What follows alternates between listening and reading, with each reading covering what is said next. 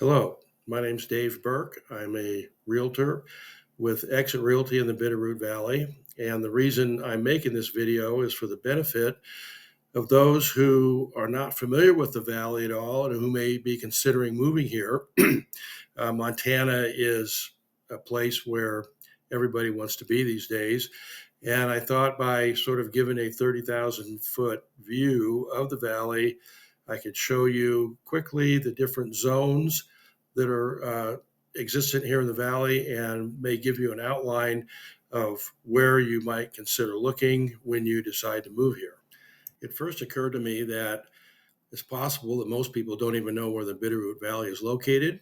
You can see on this map that it is in the western end of Montana, right up against the Idaho border. You can see Portland off to the left, and you can see Wyoming in the bottom right corner there, and that's where Yellowstone is located. And you can see Bozeman, which I guess a lot of people know about that because of a lot of videos and movies taken there.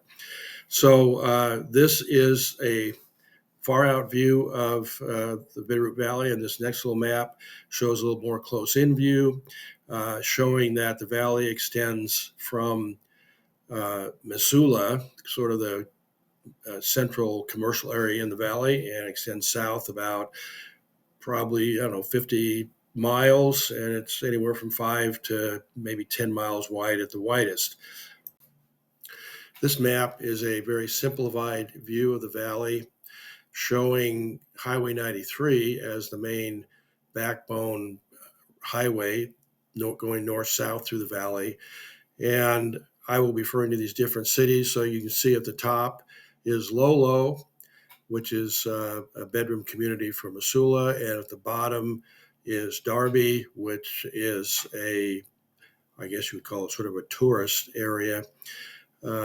Particularly during the summer, very cute little town. And then the other thing I'm going to point out here is I will be referring to the east side at times, which would be the east side of the 93 and the west side of the 93. So keep those things in mind as we go along with our tour. Now we're taking a look at the Bitterroot Valley from 10,000 feet, looking from the south to the north, which would be Darby at the bottom of the photo and Lolo at the top of the photo. And you can see that on the left side is the Bitterroot Mountains. Down the center is Highway 93, and on the right, you'll see what I call the plains up to the Sapphire Mountains on the right. And then on the bottom left there, you can see Lake Como. There's a lot of recreational areas in the Bitterroot Mountains, and these irrigation lakes fill up in the spring and are useful all summer for recreation, and they dry up in the fall after they've all been drained out for irrigation.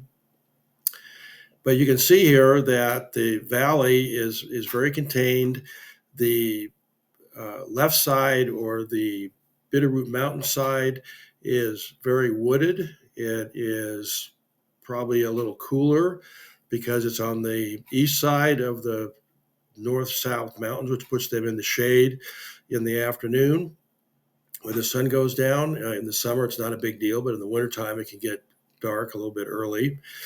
A lot of woods in that area. So if you're interested in being in a forest, then the west side would probably be where you want to be. And then on the east side, everything east of the Highway 93, you can see it's a lot drier and more open, not a lot of forest over there. And you get up in the foothills of the Sapphire Mountains, you can get a great view out to the west of the Bitterroot Mountains. And then also, I wanted to show another map here that shows the East Side Highway, which goes from Hamilton up to Florence. And this is where a lot of the locals use as their highway to get up and down the valley. And it's really the most accessible part to get up to the plains or the grassy areas in the east side. So if you're looking for a home that wants to be maybe a little warmer, have more light, and not as much forest, then the east side is for you because it's warmer and got better views actually towards the west side mountains. And there's a lot of properties out here that are very desirable for building. Speaking of lots and roads that are in the west side of the valley that are in the timber, I, I thought this aerial view of the roads and lots and properties in the timber. This is on the west side of Victor, and I just thought it was very interesting to see how many roads are up in the timber area. They wander all over the place, but these all provide interesting lots for home building. There's just a lot of fun things going on up in these woods. They all have nice views out to the east. But the one thing to be aware of is that this is fire country. Got to be sure to keep your property clear of woods and fire stock up close to your house. But I think this area is really desirable if you're interested in building in the forest.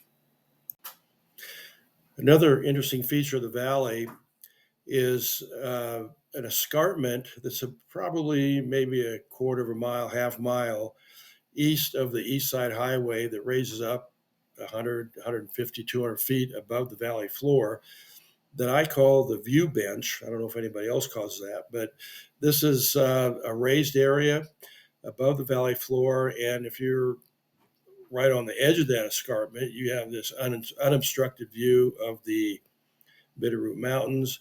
But from this escarpment, it continues rising up to the foothills of these Sapphire Mountains. So all of this area provides great views to the west of the Bitterroot Mountains. And then I've got a couple of photos here that I try to show what this bench looks like. It's not obvious up and down the entire length of the valley, but this gives you an idea what I'm talking about when I talk about the view bench. I wanted to make another quick comment about properties and living on the west side. And you can see by this photo that the Bitterroot Mountains run north south, and the Sapphire Mountains run north south, and that makes the Bitterroot Valley very protected from really severe weather.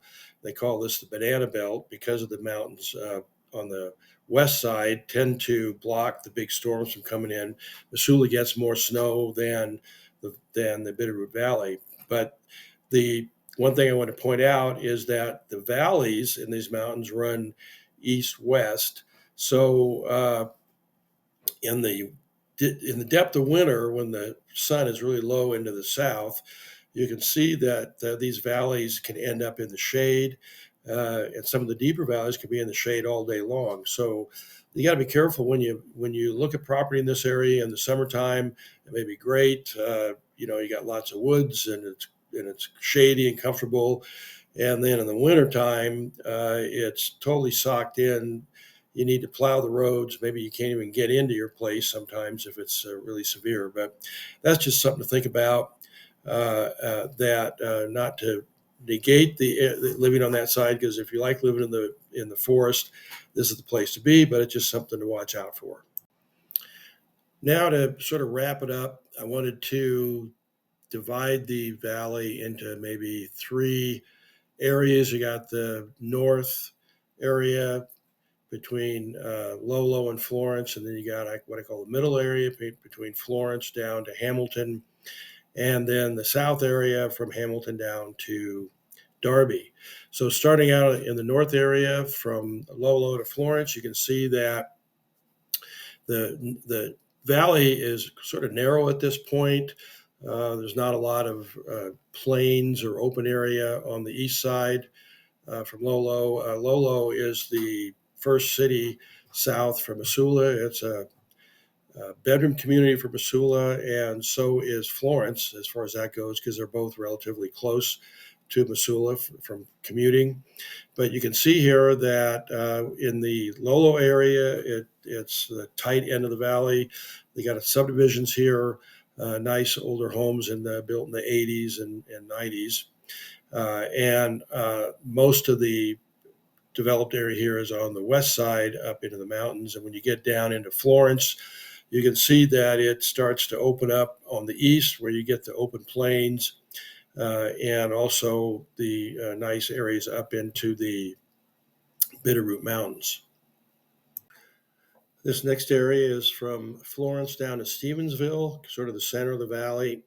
And here you can definitely see that the east side opens up a lot wider, a lot flatter out here, a lot of properties, a lot of uh, 5, 10, 20 acre parcels out in this area on the east side. And then in the west side, you get up into the mountains with a lot of those roads that I mentioned earlier. They're in the alluvial area in the lower part. It's more paved roads and more uh, wide gravel roads. But when you get up in the hillsides, you can get really curvy and more interesting up in those higher elevations. This is the last view of the south end of the valley, going from basically Corvallis down through Hamilton down to Darby. This is where the valley starts to close in a little bit through Hamilton and Corvallis. You still have those wide open spaces on the east side of the valley with the 5, 10, and 20 acre parcels up into the foothills of the Sapphire Mountains.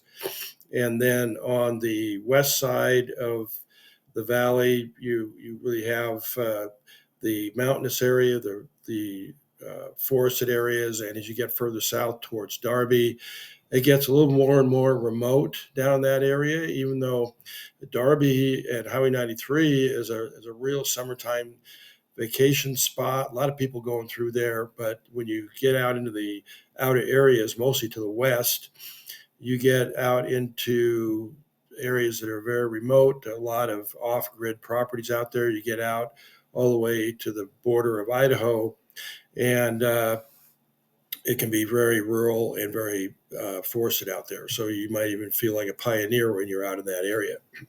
So listen, that's the end of my little video. I really appreciate your spending the 10 or 12 minutes to look at this, and I hope it gives you a little more in-depth idea what you're looking for when you come here. And I'm hoping that you will hire me as your agent, whether you're buying or selling. And you can use this video as a basis for our conversation so that when we talk about the east side, west side, or whatever, we all know what the vocabulary is and what we're talking about. So thank you so much for spending this time listening to me. And I hope to be doing business with you. And thanks for listening.